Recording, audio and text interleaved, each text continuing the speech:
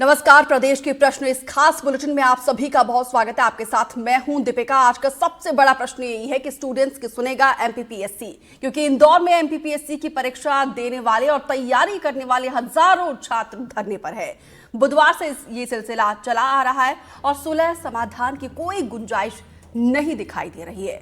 छात्रों की कुछ मांगे हैं। वो 2025 की राज्य सेवा परीक्षा में सीटें बढ़ाने की मांग कर रहे हैं। 2019 की मुख्य परीक्षा की कॉपियों को लेकर भी कुछ मांगे हैं और भी दूसरी मांगों के बारे में हम आपको बताएंगे और समझेंगे कि आखिर क्यों हजारों छात्र इतनी ठंड में सड़क पर हैं।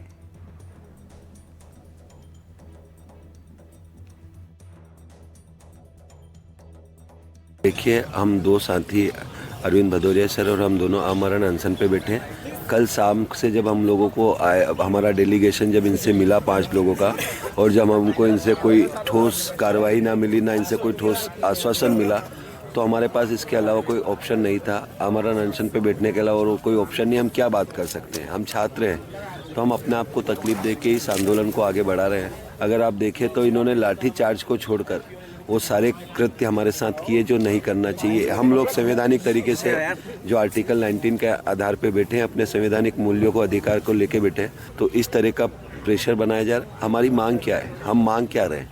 हम सिर्फ मांग रहे हैं जो हमारी जेन्युइन मांग है। 2019 से आपने मेंस की कॉपी नहीं दिखाई। अब अगर आप बात बताइए, 2019 से मेंस की ये कॉपियाँ नहीं दिखा रहे। जो बच्चे 2-3 बार एग्ज़ाम दे रखे, उनको ये समझ में रहे कि अगर हम फेल भी हो रहे हैं तो हम गलतियां क्या करें। अगर वो हमारी गलतियों में सुधार नहीं करेंगे तो कैसे होगा? हमारी मुख्यतः 5 मांगे हैं मैम। एक तो 2019 से लेकर 2024 तक इन्होंने मुख्य परीक्षा की कॉपियाँ नहीं दिखाई हैं। इससे हमको पता ही नहीं चल पा रहा है कि हम किसी सब्जेक्ट में कितने में वीक है, कितने में स्ट्रांग है। जिनका सिलेक्शन हो गया है वही सिलेक्ट हुए जा रहे हैं और जिनका नहीं हुआ उनको पता ही नहीं है कि हम सिलेक्ट क्यों नहीं हो रहे हैं।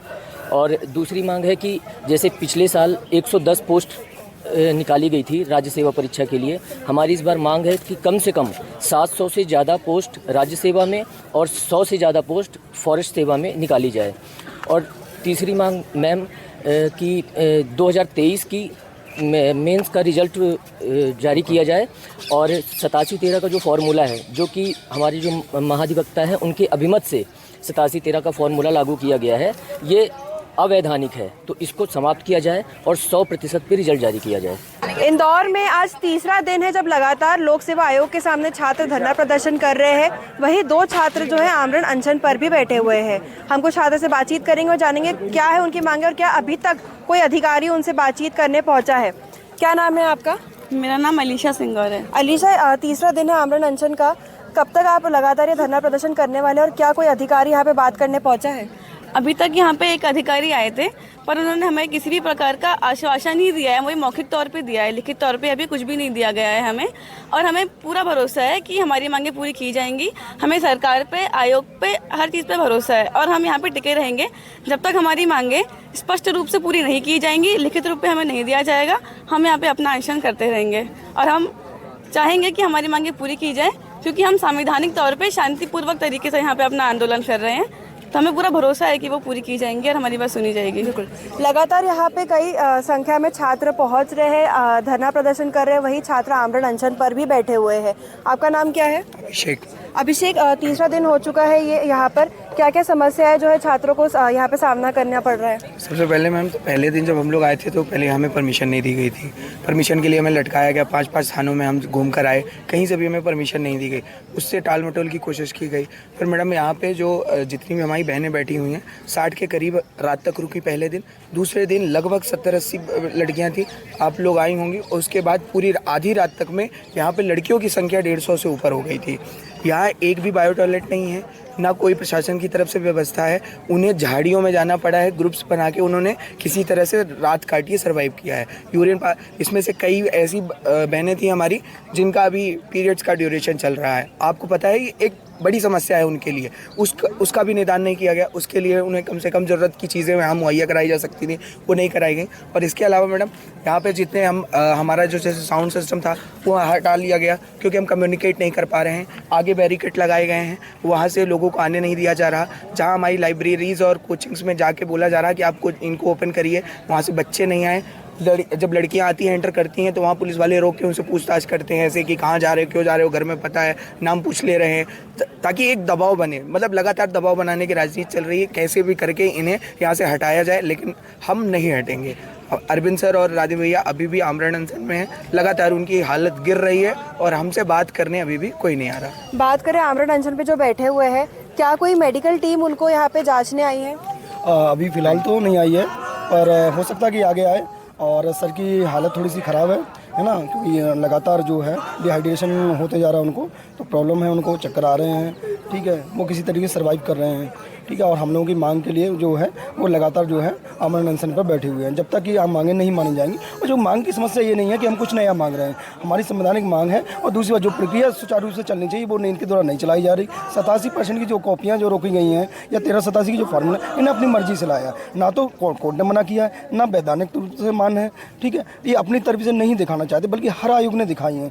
या तो आपने घोटाला किया है तो वो बाहर नहीं आ जाए, इसलिए आप ऐसा कर रहे हैं, और अगर ऐसा नहीं है तो आप सामने रखिए। और आप मौखिक रूप में जब स्वीकार रहे हैं कि हम 1387 रिजल्ट दे देंगे, हम कॉपियाँ दिखा देंगे, तो आप लिखित में भी दे दें, क्योंकि संवैधानिक तौर पे तो वही मानना है ना कि हमको भी लगे कि यार आपने आश्वासन दिया, वरना मौखिक तौर पे तो बहुत सारी बातें हो जाते हैं, अंतर्राष्ट्रीय स्तर पे भी हो जाते हैं। 1971 में पाकिस्तान अपन से जो है वादा करके मुकर गया, लेकिन बाद में उन्होंने मना कर दिया। तो इसी तरीके से अगर हम यहाँ से चले गए, बार बार गए हम, मेरा ये कहना है कि कॉपी बच्चे मांग ही क्यों कर रहे हैं, इसके लिए ज़रूरी ये है, इसलिए मांग कर रहे हैं। जैसे मैं भी लगातार 19 से मेंस में हूँ, अब मुझे कॉपियों का मूल्यांकन नहीं पता, मैं ये डिसीजन ले पाऊँ कि मुझे आगे इस तैयारी को बढ़ाना है या अन्य विकल्प चुनना है। वो चुनाव के लिए ज़रूरी है कि हमारे कॉपी नंबर, अगर मैं 100-150 नंबर से बाहर हूँ हर बार मेंस में, तो मैं क्यों तैयारी करूँ, मैं दूसरी तैयारी पर जाऊँ या अन्य विकल्प रोजगार का चुनूँ। तो ये ज़रूरी है, ताकि कॉपियाँ देखें या नंबर देखें तो हमें ये पता चले कि हमको आगे क्या करना है भविष्य में। क्योंकि ना तो हम परिवार में योगदान दे पा रहे हैं, न समाज में योगदान दे पा रहे हैं, न राज्य के विकास में, ठीक है। तो हम इससे बाहर निकलना चाहते हैं। हम ये नहीं चाहते कि हमारे लिए कुछ नया दे दो आप, बट हमारी यही मांग है कि हमारा जो है हमारा मूल्यांकन हमको पता चले जाए, ताकि हम अपने स्तर पर डिसीजन ले पाएँ, ठीक है। और हमारे जो आने वाली पीढ़ी है उसके लिए मौका दे पाएँ, क्योंकि हम प्री तो हर बार निकाल रहे हैं, रेगुलर दे रहे हैं, यानी हमारे वहाँ गलती नहीं। मेंस में क्या हो रहा है वो नहीं हमको पता है। लगातार यहाँ पे छात्र पहुँच रहे हैं धरना प्रदर्शन करने के लिए। आपको बता दें, आज ये तीसरा दिन है जहाँ छात्र जो है यहाँ पे लोक सेवा आयोग के सामने धरना प्रदर्शन जारी रख रहे हैं। उनका कहना है जब तक उनकी मांगे पूरी नहीं होगी तब तक वो यहाँ पर इसी तरीके से, इसी प्रकार से धरना प्रदर्शन जारी रखेंगे। इंदौर से एनडीटीवी के लिए मैं तनुश्री देसाई।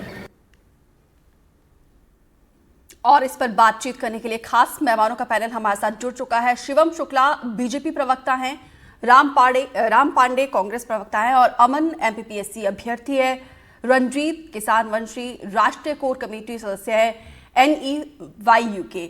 आप सभी का हमारे साथ जुड़ने के लिए बहुत बहुत धन्यवाद। सबसे पहले अमन, आपके पास आते हुए, क्योंकि आप जैसे हजारों स्टूडेंट्स इंदौर में पिछले 3 दिनों से 5 सूत्रीय मांगों को लेकर लामबंद है। इस हाड़ कपा देने वाली ठंड में आप लोग यहाँ पे बैठे, क्या इससे पहले आप लोगों ने शासन प्रशासन से बातचीत की थी, उनके सामने अपनी समस्या रखी थी, और इन 3 दिनों में सरकार की तरफ से, प्रशासन की तरफ से कोई अधिकारी आया आपसे मिलने के लिए? मैम, जैसा कि आप देख पा रही हैं कि हम सभी अभ्यर्थी यहाँ हजारों की संख्या में आए हुए हैं, और अपनी मांगों को लेकर हम पहले दिन से ही ज्ञापन दिया गया था, जिलों में भी ज्ञापन दिया गया था, एमपीपीएससी को ज्ञापन दिया गया था, लेकिन उसका कोई उचित निवारण हमको मिला नहीं था। इसलिए हमको एट लास्ट आंदोलन का रुख अपनाना पड़ा। अभी मैम, हमारी मुख्य रूप से देखा जाए तो 4-5 मांगे हैं। जो 87-13 का जो फॉर्मूला है, इसमें 87-13 में क्या है कि 100% रिजल्ट न देकर 113% मानकर 27% बढ़े हुए ओबीसी को 13% देकर 13 और 13 ओबीसी और इसको जनरल को होल्ड करके प्रोविजनल लिस्ट में डाल दिया जाता है और 87% का रिजल्ट दे दिया जाता है। लेकिन बावजूद उसके जितने भी 2019, 20, 21, 22, 23, 24 हमको मेंस की कॉपियां नहीं दिखाई गई, और हमको ये तक जानकारी नहीं है कि हम उस मेंस की कॉपी में हम कौन से सब्जेक्ट में हम कितने वीक हैं, कितने स्ट्रांग हैं। जिनका एक बार सिलेक्शन हो गया, बार बार उन्हीं का सिलेक्शन होता जा रहा है। उनको पता है कि हमको क्या पढ़ना है, कैसे पढ़ना है, कैसे लिखना है। जिनका नहीं हुआ, जो कॉपी नहीं देख पाए, उनको तो ये तक जानकारी नहीं है कि हम पास हैं कि फेल हैं। अभी 13% में जो भी अभ्यर्थी हैं, उनको ये तक जानकारी नहीं है। कोर्ट का डिसीजन कुछ भी हो, कम से कम कॉपियां दिखा दे तो हमको ये जानकारी हो जाए कि हम अंदर हैं कि बाहर हैं, हम कुछ और तैयारी करें, ये छोड़ दें या इसको कंटिन्यू हम तैयारी करें। जी मैम। जी रंजीत, अब आपके पास आते हुए, क्योंकि जब हमारी सहयोगी ग्राउंड जीरो पर गई तो यहाँ पे बातचीत जब करने की कोशिश की यहाँ अभ्यर्थियों से, तो उनका ये कहना है कि प्रशासन की तरफ से कुछ भी कोऑपरेट नहीं किया जा रहा, ना ही यहाँ पे खाने पीने की कोई व्यवस्था है, ना ही शौचालय की कोई यहाँ पे सुविधा दी गई है। तो आप लोगों की तरफ से क्या कोशिश की जा रही है ताकि यहाँ पे जो अभ्यर्थी है उनके लिए कम से कम वो एक कंफर्ट में अपनी आवाज़ों को बुलंद कर सके?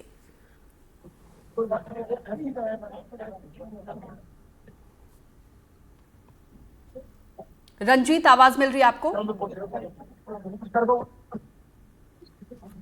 तो चलिए रंजीत से हम दोबारा संपर्क करने की कोशिश करेंगे। अब शिवम शुक्ला, आपके पास आते हुए, क्योंकि देखिए प्रदेश का भविष्य सड़कों पर है। अगर एमपीपीएससी समय पर रिजल्ट निकाल दे तो हो सकता है इनमें से न जाने कितने अधिकारी आप लोगों के साथ ही सरकार के साथ वो काम कर रहे होंगे। सवाल आप ही से ही है, क्योंकि इस हाड़ कपा देने वाली ठंड में ये प्रदेश का भविष्य जो है सड़कों पर है। क्यों आप लोग इनकी मांगों को नहीं सुन रहे हो सर? देखिए, सबसे अव्वल बात तो यह है कि जो भी छात्र धरना प्रदर्शन पर बैठे हैं, मध्य प्रदेश की सरकार की उनके साथ पूरी संवेदना है और सरकार लगातार उनसे बातचीत के जितने भी जतन हो सकते हैं वो करने का प्रयास कर रही है और हर संभव तरीके से बगैर किसी राजनीतिक अभिप्रेक्षण के भारतीय जनता पार्टी की मध्य प्रदेश की सरकार लगातार छात्रों के साथ एक संवाद स्थापित करने हेतु प्रयत्नशील है। दूसरा जो सबसे महत्वपूर्ण विषय है, छात्रों के दो सबसे महत्वपूर्ण विषय आपकी ओर से भी उठाए गए, छात्रों की ओर से भी लगातार वह चीजें हमारे तक पहुंच रही हैं और सरकार इन दोनों ही विषयों पर बहुत गंभीरता पूर्वक जो भी अपनी ओर से कार्रवाई हो सकती है वो करने के लिए प्रयत्नशील है। सबसे आवश्यक चीज है एमपीपीएससी 2019 का रिजल्ट जो 87 और 13 के फॉर्मूले के अंतर्गत रिलीज किया गया है, जिसमें 13% के आसपास रिजल्ट जो आरक्षित वर्ग है उसका भी रोका गया है, ओबीसी कैटेगरी का, और 13% सामान्य वर्ग के रिजल्ट को भी विथहेल्ड किया गया है। इसके पीछे एकमात्र कारण जो कोर्ट में ओबीसी आरक्षण को 14 से 27% करने का मध्य प्रदेश की सरकार का जो निर्णय था उसको लेकर के कहीं ना कहीं माननीय न्यायालय में एक पूरा प्रकरण विचारवान है और उस स्थिति में मध्य प्रदेश की सरकार उसको कहीं ना कहीं न्यायालय का सम्मान करते हुए उसको ओवरलैप नहीं कर सकती और उस कारण से उस रिजल्ट पर एक तत्कालिक स्तर का प्रतिबंध है। और दूसरा जो सबसे महत्वपूर्ण विषय है, मध्य प्रदेश की सरकार ने पहले भी कोर्ट की ओर से जो भी डायरेक्शंस आए थे उसको पूरी तरीके से विथहेल्ड किया था। हमने देखा कि 2015 का जो वर्टिकल रिजर्वेशन का सिस्टम था उसको इंप्लीमेंट करते हुए पूर्व में 2 बार रिजल्ट घोषित किया था। एक बार कुछ संख्या में छात्रों को मेंस दिलवाया गया और उसके पश्चात कोर्ट ने बोला कि नहीं, इतने अभ्यर्थियों को आप अलग से चयनित करके उनकी दोबारा परीक्षा कराइए। तो शिवम, मैं आपको माफी के साथ उसको भी करवाने का काम एक मिनट, आपने यहाँ पे हाईकोर्ट का हवाला दिया है, यहाँ पे हजारों स्टूडेंट्स धरने पर बैठे हैं, उनके साथ प्रशासन कोऑपरेट नहीं कर रहा है, ये खुद स्टूडेंट्स का कहना है। ना ही यहाँ पे खाने पीने की व्यवस्था है, ना ही शौचालय का कोई प्रावधान है। जिस तरीके से स्टूडेंट्स कह रहे हैं कि उनको यहाँ पे धरना प्रदर्शन करने के लिए भी काफी जो है कठिन प्रोसेस से उन्हें आगे जाना पड़ा है, इसको लेकर क्या कहेंगे आप? और अब कह रहे हैं कि सरकार बेहद गंभीर है, संवेदनशील है, 3 दिनों से ये लोग सड़कों पर बैठे हैं, बातचीत कर रहे हैं, तो फिर समाधान क्यों नहीं निकल रहा है? अभी तक कोई नहीं आया मैम। देखिए, मैं इस विषय की राजनीतिक जो इसके अभिप्राय हैं, इसमें जो लोग, देखिए मैं क्या कहना चाहता हूं कि जो भी अगर इसमें राजनीतिक स्वार्थ के साथ कुछ लोगों ने छात्रों को लगातार इस प्रकार से दिग्भ्रमित करने का काम किया है, मध्य प्रदेश की सरकार तो लगातार संवाद के साथ सुशासन स्थापित करने के लिए प्रयासरत रहती है। छात्रों के जो भी वैलिड ग्रीवांसेस हैं और सरकार अपने स्तर पर शीर्षतम स्थान पर जाकर के जो भी उनको लिए एकोमोडेटिव होकर के जो भी उनके लिए विधसम्मत हम कर सकते हैं वो करने के लिए पूरी तरीके से प्रतिबद्ध है। लेकिन छात्रों का उपयोग एक ढाल के रूप में करना और उसको पूरी तरीके से अपने राजनीतिक स्वार्थों को लेकर के आगे बढ़ना, इसको भी मध्य प्रदेश की सरकार स्वीकार नहीं कर सकती है। ये अपने रिजल्ट का इंतजार कर रहे हैं। देखिए, मैं बहुत स्पष्टता से ही कहना चाहूंगा, जीतू पटवारी जी वहां गए, किस प्रकार से छात्रों को लेकर के वो आगे करके अपने राजनीतिक स्वार्थों को सिद्ध करना चाह रहे हैं, जबकि वास्तविकता यह है कि मध्य प्रदेश की सरकार प्रशासनिक व्यवस्था में जो आवश्यकता होती है, जो विभाग की मंजूरी होती है, उसके अंतर्गत लगातार एमपीपीएससी की परीक्षा एक तय विधि में करवा रही है, रिजल्ट्स को भी घोषित कर रही है। लेकिन अगर कोई चीज न्यायालय में विचारवान है और उस पर अगर माननीय न्यायपालिका की ओर से कोई अभी डायरेक्शन आना है तो सरकार का कर्तव्य है कि हम उसका भी पूर्णतः सम्मान करें और उस सम्मान को करते हुए छात्रों को भी कहीं ना कहीं उसकी वजह से कोई नुकसान न उठाना पड़े। हम दोनों चीजों को बहुत एकोमोडेटिव होकर के चल रहे हो। मध्य प्रदेश की सरकार ने एक लचीलापन दिखाया है जिससे न्यायालय की व्यवस्था का भी सम्मान रहे और साथ ही साथ छात्रों का कहीं ना कहीं उनका भविष्य भी प्रभावित न हो। आने वाले वक्त में भी हम छात्रों की जो भी इस प्रकार की न्यायोचित मांगे हैं उनको मानने के लिए हमारी सरकार ने कभी भी इंकार नहीं किया। ये कमलनाथ की सरकार नहीं है जो अपने कार्यकाल में एक एमपीपीएससी की परीक्षा न करा पाए, या कोई बंटाधार की सरकार नहीं है जो अपने परिचितों को, अपने रिश्तेदारों को, नातेदारों को सिगरेट की पर्चियों पर लिख करके नियुक्ति प्रमाण पत्र दे दे। यहाँ पर पूरी अकाउंटेबिलिटी और ट्रांसपेरेंसी के साथ एक एक परीक्षा कराई जाती है। और शिवम शुक्ला, वो दिख रहा है 3 दिनों से कितनी जिम्मेदारी के साथ आप इन स्टूडेंट्स की बातों को सुन रहे हैं। एनीवेज मैं आऊंगी आपके पास। राम पांडे जी, जीतू पटवारी गए यहाँ पे, अभ्यर्थियों से बातचीत की है। उन्होंने कहा कि हर एक राजनीति के लिए, हर एक पार्टी के लिए शर्म की बात है क्योंकि प्रदेश का भविष्य इस तरीके से सड़कों पर आया है। उन्होंने कहा है कि वो सरकार से स्टूडेंट्स की आवाज को उन तक पहुंचाने की कोशिश करेंगे। किस तरीके से आप लोग कोशिश कर रहे हो सर? देखिए, हमारे देश में अब कोई धरने पर बैठता है तो पहली बात तो उसे बैठने नहीं दिया जाता है। और मैं सारी बात जो स्टूडेंट ने आपके चैनल पर कही है, और मुझे नहीं लगता कि एनडीटीवी ने स्टूडेंट्स को सिलेक्ट किया होगा कि ये स्टूडेंट्स किस पार्टी का समर्थन करते हैं, किस पार्टी की विचारधारा से जुड़े हुए हैं। तो एनडीटीवी ने जिन छात्रों से बात की होगी, मैं समझता हूं उसमें निष्पक्षता रखी होगी। और जो छात्रों ने कहा, आपके चैनल पर ही मैंने सुना कि हमें 5 दिन भटकना पड़ा परमिशन के लिए कि हमें परमिशन मिल जाए, 5 दिन तक उनको परमिशन नहीं मिली। उन्हीं छात्रों ने कहा कि बैरिकेड्स लगा दिए गए। उन्हीं छात्रों ने कहा कि हमारे साथियों को यहाँ नहीं आने दिया गया।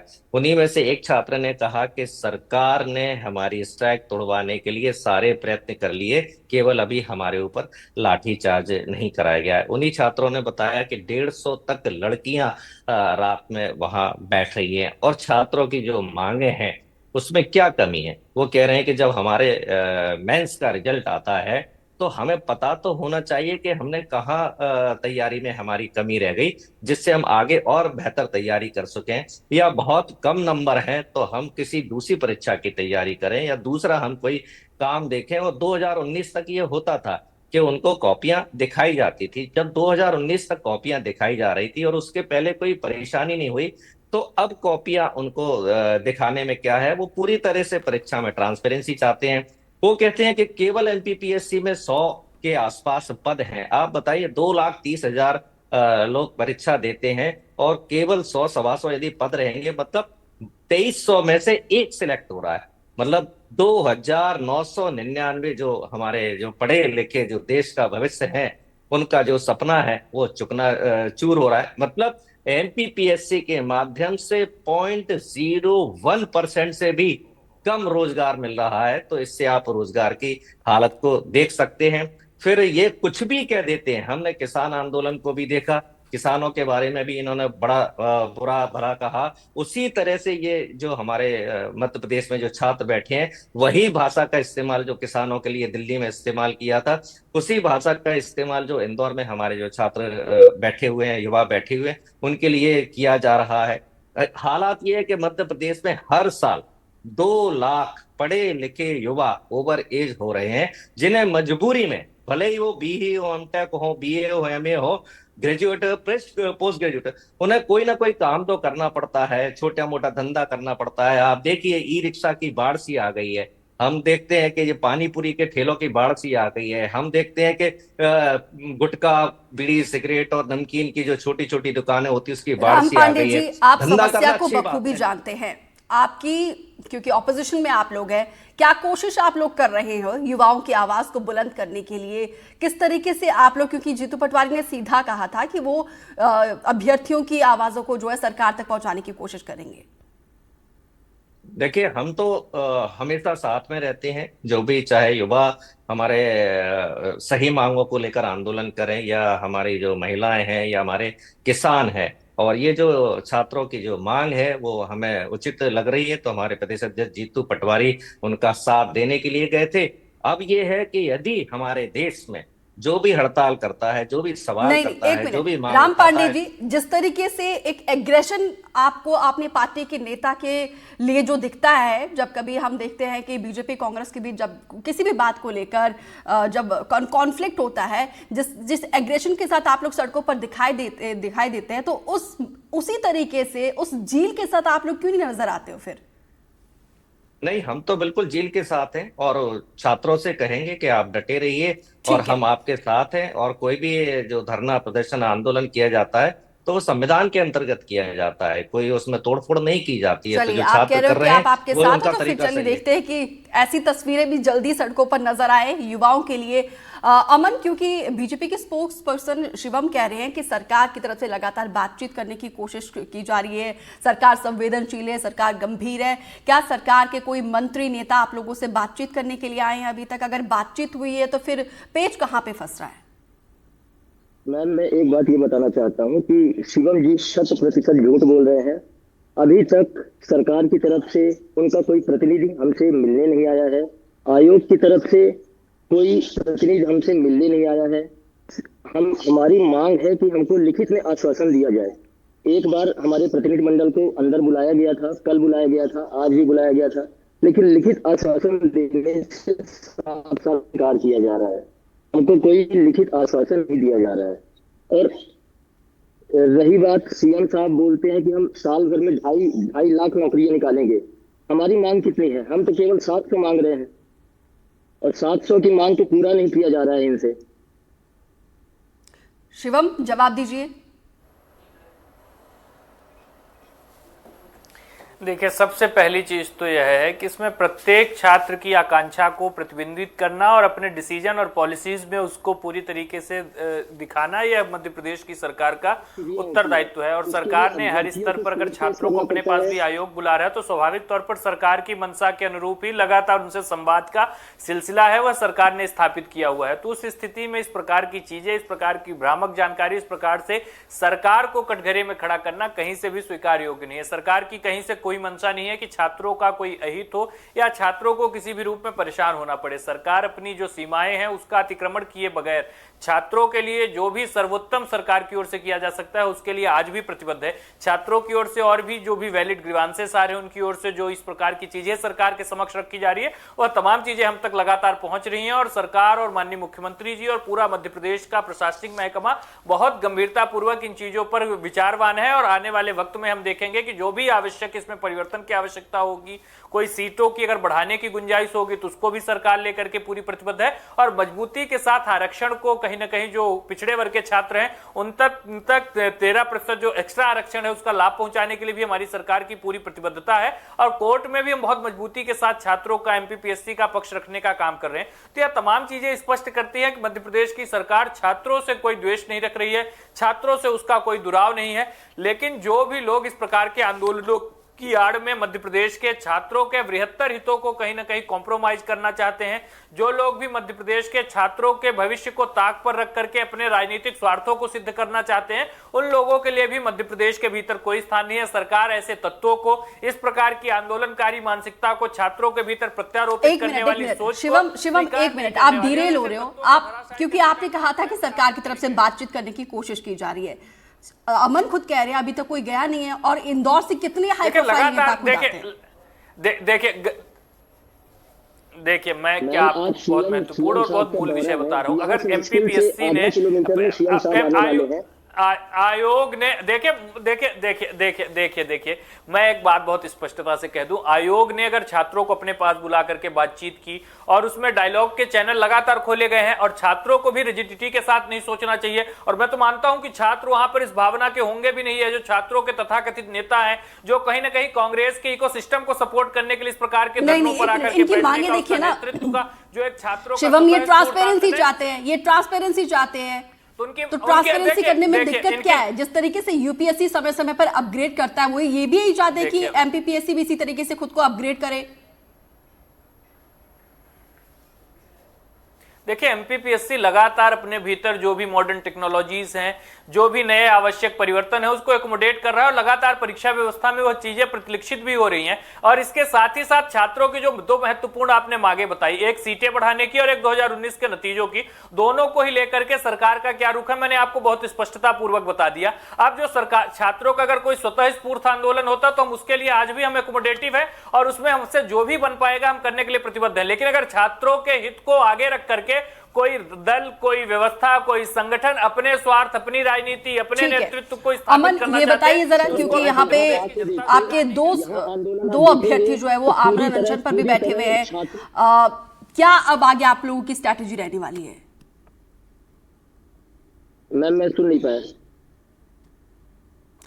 अमन, इस आंदोलन को क्योंकि 3 दिन हो चुके हैं, किस तरीके से आगे आप लोगों की अब रणनीति रहने वाली है? रणनीति यही है मैम कि जब तक हमारी मांगों को लिखित तौर पर माना नहीं जाएगा तब तक ये आंदोलन चलता रहेगा और आमरण अनशन चलता रहेगा। ठीक है। राम पांडे जी, क्योंकि देखिए यहाँ पे अभ्यर्थी तो एकदम वार पार के मूड में है। उन्होंने सीधा एक तरीके से अल्टीमेटम दिया है कि जब तक उनकी मांगों को पूरा नहीं किया जाता है तो उनका धरना प्रदर्शन इसी तरीके से जारी रहेगा। तो आप लोग किस तरीके से सहयोग करोगे? क्या आप लोगों ने सरकार से बातचीत करने की कोशिश की? देखिए, पहली बात तो ये है कि अमन जी ने कहा कि जो बीजेपी प्रवक्ता है या बीजेपी है वो टोटल झूठ बोल रही है, और हम तो हमेशा से ही कहते हैं, और जो हमारी बात पर भी छात्रों ने मोहर लगा दी है, क्योंकि छात्र स्वयं अब इस बात को भुगत रहे हैं कि भारतीय जनता पार्टी बोलती कुछ है और करती कुछ है, और बीजेपी प्रवक्ता ने छात्रों के पीछे साजिश और क्या क्या उन पर छात्रों पर आरोप लगा दिए। बस एक आरोप रह गया कि किसी अंतरराष्ट्रीय राम पांडे, संगठन की सीधा सवाल साजिश ये है कि आप लोग कैसे सहयोग करोगे? जी, हम तो पूरी तरह से हमारे प्रदेश अध्यक्ष वहां पहुंच गए छात्रों के बीच में, तो हमारा तो 100% जो समर्थन है वो छात्रों के साथ में तन से है, मन से है, धन से है। पूरी पार्टी ये जो है छात्रों के साथ खड़ी है, और हम तो शिक्षा के महत्व को समझते हैं।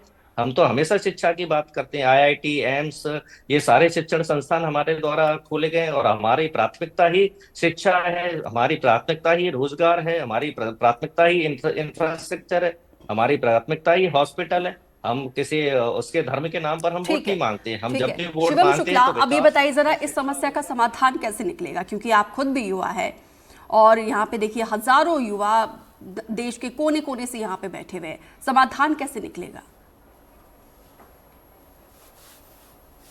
देखिए, समाधान के लिए सरकार ने छात्रों के साथ जितने भी उनको ग्रीवांसेस थे उनको सुना है, समझा है, और जो भी आवश्यक दिशा निर्देश हैं वो माननीय मुख्यमंत्री जी के द्वारा संबंधित प्रशासनिक व्यवस्था और महकमे को दिए जाएंगे, और उसके माध्यम से छात्रों के जितने भी वैलिड ग्रीवांसेस है उसको सरकार अपने भीतर एकोमोडेट करने का काम करेगी। और इसके साथ ही साथ जो आंदोलनकारी तत्व छात्रों के आंदोलन को कहीं ना कहीं अपने राजनीतिक स्वार्थ के रूप में प्रत्यारोपित करने का प्रयास कर रहे हैं, उनको भी छात्र स्वयं धराशायी करने का काम करेंगे, क्योंकि छात्र इस बात को समझते हैं कि उनके भविष्य अगर आपको ऐसा लग रहा है तो फिर कार्रवाई करिए ना, कार्रवाई करिए। अगर आपको लग रहा है कि कुछ लोग इस तरीके से इस आंदोलन को हाईजैक करने की कोशिश कर रहे हैं, सरकार आपकी है, प्रशासन आपका है। देखिए, मैं आपको स्वाभाविक तौर पर इस प्रकार के तत्व 1-2 दिन तक तो इस प्रकार के आंदोलनों में आमरण अनशन की बात कर रहे हैं, इस प्रकार की चीजों को छात्रों के भीतर कर, जबकि छात्रों का ये मानसिकता हो ही नहीं सकती। एज बढ़ती जा रही है, रिजल्ट नहीं आ रहे हैं, ट्रांसपेरेंसी चाहते हैं, वो बहुत ही बेसिक मांगे उनकी, उनके जो डाउट्स है उनको क्लियर करना भी आपकी जिम्मेदारी है। Result MPPS